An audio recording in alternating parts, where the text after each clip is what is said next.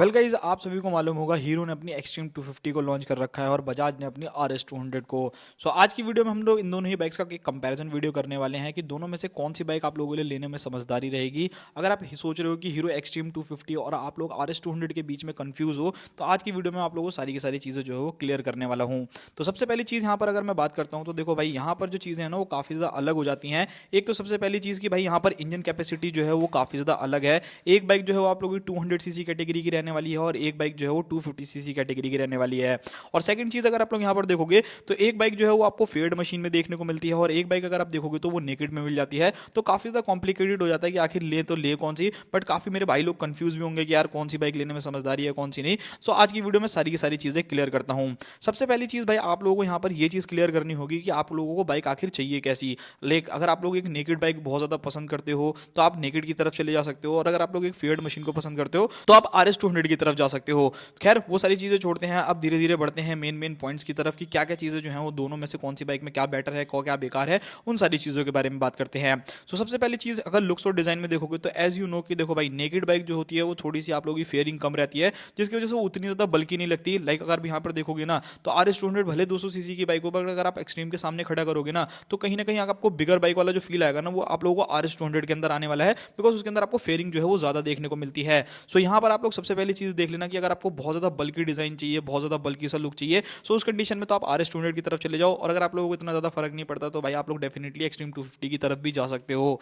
दोनों ही बाइक्स की अगर मैं लुक्स डिज़ाइन के बारे में बात करूँ तो यहाँ पर आप लोगों के लिए एक्सट्रीम 250 जो है बिल्कुल ही न्यू लुक्स के साथ, न्यू डिज़ाइन के साथ आती है। बट RS 200 जो है स्टिल काफ़ी टाइम से चली आ रही है, सेम वही लुक है, बस यहाँ पर आप लोगों के लिए टेल लाइट जो है वो चेंज कर दी गई है। सो पर्सनली मुझे उतनी ज़्यादा पसंद नहीं आई, बाकी आपकी क्या ओपिनियन है आप मुझे ज़रूर बताना। खैर अब बात करते हैं दोनों ही बाइक्स के आने वाले इंजन के बारे में। सो यहाँ पर अगर आप एक्सट्रीम को देखते हो तो यहाँ पर 249 सीसी का single cylinder liquid cooled F5 BS6 complaint engine जो है वो आप लोगों को इस बाइक के अंदर देखने को मिलता है, जो कि 30 bhp का मैक्सिमम पावर और 25 न्यूटन मीटर का टॉर्क जनरेट करता है विद 6 स्पीड गियर बॉक्स। वहीं अगर मैं RS के बारे में बात करूं तो यहाँ पर आपको 199 सीसी का single cylinder liquid cooled F5 BS6 complaint engine मिलता है, जो कि 24.1 bhp का मैक्सिमम पावर और 18.7 न्यूटन मीटर का टॉर्क जनरेट करता है। सो भाई यहाँ पर अगर आप RS को देखते हो ना तो सेम वही इंजन ही है जो आपको पहले भी देखने को मिला करता था। अगर आप लोग बाइक की पावर को दोनों को देखोगे ना तो भाई यहाँ पर अगर आप लोग देखोगे तो पावर में आप लोगों को एक्सट्रीम जो है एक ज्यादा बेटर ऑप्शन देखने को मिल जाती है, जो कि मुझे भी पर्सनली पसंद आई। वहीं अगर मैं बात करता हूँ भाई, देखो यहाँ पर अगर आप लोग देखोगे ना तो RS की जो टॉप स्पीड है ना उसको अचीव करने में ज़्यादा टाइम नहीं लगेगा, बिकॉज एक फेयरिंग मशीन है तो जितने भी एरोडायनेमिक चीज़ें हैं ना वो काफ़ी ज़्यादा अच्छे तरीके से काम करेगी। बट एक्सट्रीम को अगर आप टॉप स्पीड ले जाने लगोगे ना तो वहाँ पर थोड़ा सा आपको स्ट्रगल जो है वो डेफिनेटली करना पड़ सकता है। बात करते हैं दोनों ही बाइक्स के अंदर आने वाले फीचर्स के बारे में। सो आप लोगों के लिए न्यूली RS जो है भाई उसके अंदर आपको ऑलरेडी सेटअप देखने को मिलता है, पूरा का पूरा डिजिटल मीटर मिलता है, राइडिंग मोड्स आप लोगों को देखने को मिल जाते हैं, और भी कुछ ऐसे फीचर्स हैं जैसे कि आप लोगों को स्लीपर क्लच देखने को मिल जाएगा, USB charger, Bluetooth connectivity, turn by turn navigation जैसे फीचर्स जो हैं वो इस बाइक के अंदर देखने को मिल जाते हैं। वहीं अगर मैं बात करूं बाकी चीज़ों के बारे में, लाइक अगर मैं हीरो की एक्सट्रीम 250R के बारे में बात करूं तो यहाँ पर अगर आप फीचर वाइज देखते हो ना तो डेफिनेटली ये RS से एक कदम आगे ही रहने वाली है। सबसे पहले बाइक के अंदर आपको ऑलरेडी सेटअप देखने को मिलेगा, TFT डिस्प्ले आप लोगों को मिल जाएगी, बाइक में स्लीपर क्लच आप लोगों को मिलता है, हैजार्ड लाइट हो गया, ब्लूटूथ कनेक्टिविटी हो गया, स्विचेबल ABS हो गया, टर्न बाय टर्न नेविगेशन हो गया, स्प्लिट सीट्स हो गई। सो यहाँ पर अगर आप लोग दोनों ही बाइक को कंपेयर करोगे ना तो डेफिनेटली एक्सट्रीम जो है वो एक कदम आगे रहने वाली है अगर आप लोग RS 200 के मुकाबले देखोगे। अब RS के अंदर भी कुछ चीज़ें ऐसी हैं जो कि आप लोगों को ज़्यादा देखने को मिलेगी, उस बाइक के अंदर आपको राइडिंग मोड जो है वो देखने को मिल जाते हैं, तो भाई यहाँ पर ये चीज़ें थोड़ी सी अच्छी हो जाती हैं। बाकी मेरे को लगता नहीं है कि ऐसा राइडिंग मोड से उतना ज़्यादा फर्क पड़ेगा, लाइक एक्सट्रीम 250 फिर भी एक अच्छी परफॉर्मेंस जो है वो निकालने वाली है। बाकी तो आने वाले टाइम में भाई ड्रैग रेसेस और भी बहुत सारी चीज़ें करेंगे यूट्यूब पे लोग, तो आप लोगों को वहाँ पर तो पता चल ही जाएगा कि इस बाइक में क्या क्या चीज़ें जो है वो अलग रहने वाली है और क्या क्या नहीं रहने वाली। बढ़ते अपनी नेक्स्ट चीज़ के बारे में। तो अब दोनों ही बाइक्स के अगर मैं कंफर्ट के बारे में बात करूँ तो भाई ऐसा मत सोचना कि RS 200 है तो भाई स्पोर्ट्स बाइक है तो आप लोग उस पर क्या कहते हैं लॉन्ग टूर नहीं कर सकते। जो इसका हैंडल पोजीशन है ना भाई वो काफ़ी ज़्यादा कंफर्टेबल रख रखा है कंपनी ने शुरू से ही, तो एक तरीके से कह सकते हो कि आप लोगों को स्पोर्ट्स टूर जो है वो बाइक मिल जाती है। सो एक्सट्रीम में भी आप लोगों को ऐसा कुछ खास दिक्कतें नहीं होगी अगर आप लोग लॉन्ग टूर पर लेकर के जाओगे, और अगर आप RS को भी लेकर के जाते हो तो वहाँ पर भी आप लोगों को ऐसा कोई दिक्कत जो है वो नहीं फेस करने को मिलेगी। दोनों ही बाइक्स की सीट जो है वो काफ़ी ज़्यादा कंफर्टेबल है राइडर वाली। हाँ, पिलियन का मैं कह नहीं सकता, पिलियन में थोड़ा बहुत आप लोगों को कॉम्प्लिकेटेड हो सकता है, थोड़ा बहुत प्रॉब्लम जो है इशू जो है वो फेस करने को मिल सकता है, तो वो चीज़ें आप लोग अपने हिसाब से देख लीजिएगा। अब वहीं पर अगर बात करूँ वाइब्रेशंस के बारे में, हीटिंग इशू के बारे में, तो एज सच आप लोगों को एक्सट्रीम के थोड़ा अंदर आप लोगों को वाइब्रेशन जो है वो देखने को मिलेगा, थोड़ा बहुत आप लोगों को क्या कहते हैं हीटिंग इशू जो है वो फेस करने को मिल सकता है। और RS के अंदर भी जो है हल्के फुल्की वाइब्रेशन जो है वो थोड़ी सी ज़्यादा है, but heating issue as such मेरे को कुछ खास नहीं लगता। मैंने भी एक RS 200 ऑन कर रखी है भाई, सो मेरे को हीटिंग इशू इतना कुछ खास नहीं लगता। हाँ, थोड़ा बहुत हीटिंग इशू जो है वो डेफिनेटली देखने को मिल जाता है।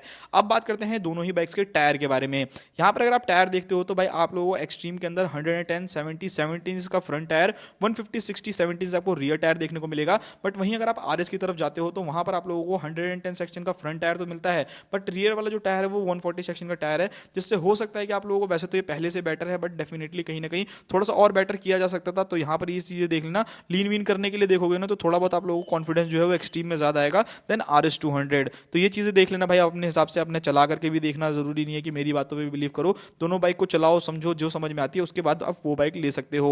वहीं अगर सस्पेंशन के बारे में बात करूं तो एक्सट्रीम के अंदर आप लोगों को USD सस्पेंशन जो कि 43 mm के रहने वाले हैं आपको मिलते हैं। रियर में अगर आप जाते हो तो मोनोशॉक एब्जॉर्बर्स देखने को मिल जाएंगे, बट अगर आप RS को चेकआउट करते हो ना तो वहां पर स्टिल अभी भी आप लोगों को टेलीस्कोपिक सस्पेंशन देखने को मिलता है और रियर में मोनोशॉक एब्जॉर्बर्स मिल जाता है। अब अगर आप सिर्फ एक राइडर हो तो भाई आप लोगों को RS के सस्पेंशन में मजा आएगा, बट अगर आप एज अ पिलियन बैठ करके जाते हो ना तो वहां पर आप लोगों को थोड़ा बहुत झटका जो है वो जरूर लगेगा, जो कि मुझे लगता है कि एक्सट्रीम में उतना ज्यादा आप लोगों को ना पता चले, तो वो चीजें आप लोग देख लीजिएगा। बाकी यहाँ पर अगर मैं बाकी चीजों के बारे में बात करूं, जैसे कि वेट के बारे में बात करता हूं, तो दोनों बाइक का जो वेट रहने वाला है ना वो बिल्कुल ही सेम है। 167 kg की जो है वो एक्सट्रीम रहने वाली है और 167 kg की ही RS रहने वाली है। तो भाई यहाँ पर ना थोड़ा सा पावर टू वेट रेशियो जो है मेरे को लगता है कि RS की तरफ जा सकता है, तो ये चीज आप लोग देख लेना। बट यहाँ पर अगर आप एक्सट्रीम को देखोगे तो उसमें भी पावर आपको ज्यादा देखने को मिलती है, तो वो चीजें जो है वो भाई रियल लाइफ में ही पता लगेंगी कि कौन सी बाइक कितनी ज्यादा बेटर है, कौन सी कितनी नहीं है, तो वो चीजें आप लोग देख लेना। बाकी यहाँ पर अगर मैं ब्रेकिंग सिस्टम के बारे में बात करूँ तो यहाँ पर अगर आप एक्सट्रीम की तरफ जाते हो तो यहाँ पर आपको 320 mm की फ्रंट डिस्क और 230 mm की रियर डिस्क देखने को मिलती है। वही अगर मैं बात करूँ बजाज की RS200 के बारे में तो वहां पर आपको 300 mm की फ्रंट डिस्क और 230 mm की रियर डिस्क देखने को मिलेगी।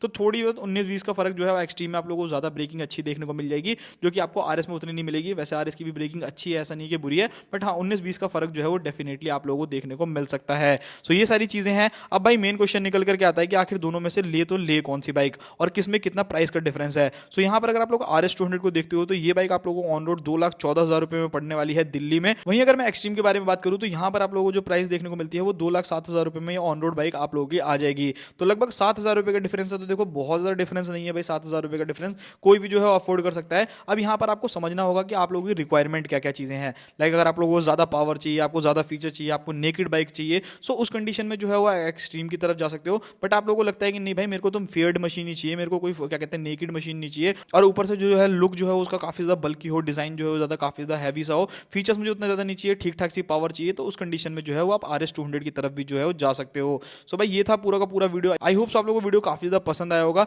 बाकी भाई यहाँ पर आप लोग देख सकते हो दोनों ही बाइक्स को चलाने का एक अपना अलग मजा आता है। नेकेड को अगर आप लोग ज्यादातर रेगुलर सिटीज में चलाओगे तो आप लोगों को काफी ज्यादा मजा आएगा, कहीं से भी जिगजैग करके निकल जाएगी। बट वहीं अगर आप लोग RS को देखोगे तो वो उसमें थोड़ा सा कॉम्प्लिकेटेड हो जाएगा।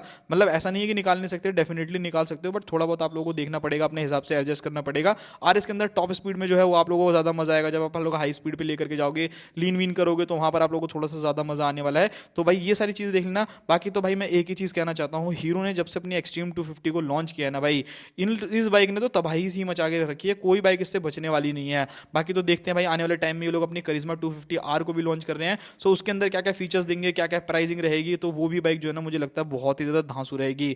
तो यही था पूरा का पूरा वीडियो। मिलते हैं किसी और नेक्स्ट वीडियो में। बाकी अगर आपको किसी और टॉपिक के ऊपर वीडियो चाहिए तो आप मुझे कमेंट कर सकते हो, मैं पूरी कोशिश करूंगा कि मैं आप लोगों के लिए वीडियोस बना दूं। मिलते हैं किसी और नेक्स्ट वीडियो में, तब तक के लिए बाय बाय।